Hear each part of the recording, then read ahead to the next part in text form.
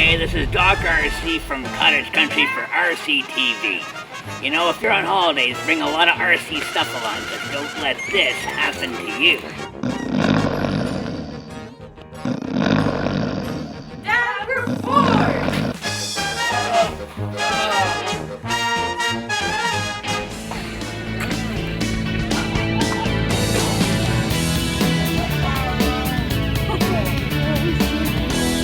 Alright, so it looks like the zigzag racer is a lot of fun. Whether you're young, old, young at heart, at the pool or at the lake, the zigzag racer is just a blast to have. Let her rip. Oh, nice.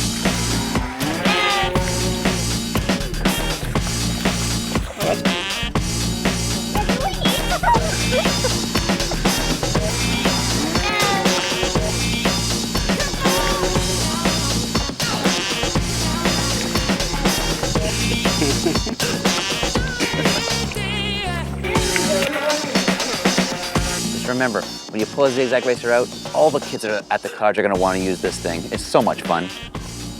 Got it? Yeah, the one good thing about it being popular is you get lots of help.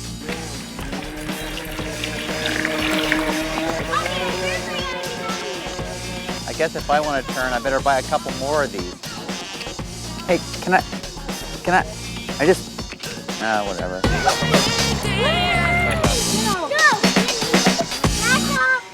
And now it's time for the Eliminator RC Tip of the Week.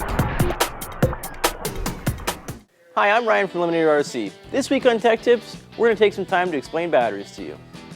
As you see here, we have our 4 basic types of battery in the hobby. Nickel cadmium, also known as a NiCad, nickel metal hydrate, also known as a NIM, lithium polymer, also known as a LiPo, and a LiFe, also known as a lithium ion or A123. All these batteries play a very important role in the hobby, mainly for powering your vehicle, but some for powering the servos. The NiCad is a staple in the hobby from the beginning. That's usually what was used in all the original cars up to probably about the mid-90s when nickel metal hydrate started coming into the picture. NiCads are famously known for being pretty resilient. They take quite a bit of a beating, but sometimes they develop a memory which causes the battery to lose its charge. 1900 milliamps for this size of a battery is pretty low.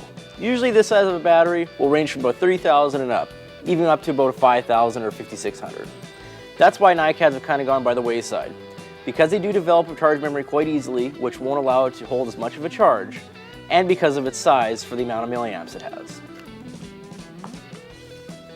Nickel metal hydrate's most common in cars now. Just because of the weight with the airplanes, not really a lot of power is going to come out of that kind of a battery. This is a 3300, which is pretty good for its size, but you still can get bigger. Nice part about a nickel metal hydrate, it won't develop a charge memory as easily as a NiCad. However, with prolonged misuse, it will. So you should always make sure that you are charging it full, don't take it off before it's done, and when you're driving your vehicle, as soon as you notice it slow down, that's when you should stop. You should not discharge these batteries till they're dead, because they will not come back like a NiCad will. The LiPo just started taking off since 2004 and up. That's when they've become really popular. There is some hidden myths and legends that they do burst in flames and they explode. Well, if they're mistreated, yes, they will catch fire. They won't explode, but they will catch fire. If your car does have a LiPo cutoff, you got to make sure it's turned on when you're using the LiPo batteries. A lot of times they will not initiate themselves. Same with an aircraft or a boat. LiPo batteries also are known for not liking to get wet, so if you are using it in a boat, you got to make sure you protect it a little bit. LiPo batteries are pretty soft, and sometimes when they're not charged or stored properly, they will start to puff, get a little bit bigger and soft.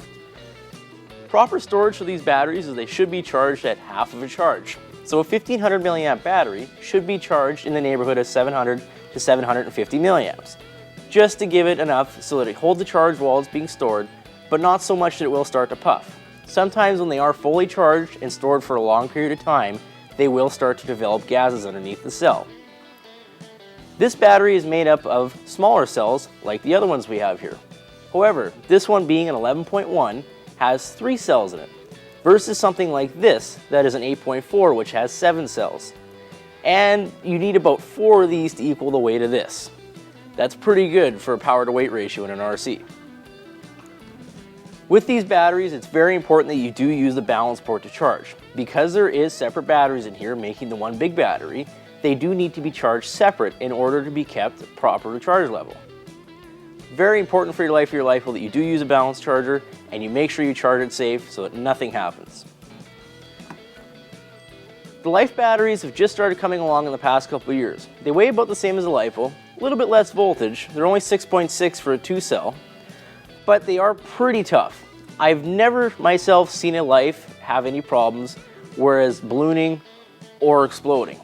They're not supposed to explode, just like a LiPo, and they're not supposed to catch fire. Well, I hope that gives you a little bit of insight on batteries. Enjoy some more RC TV and stay tuned.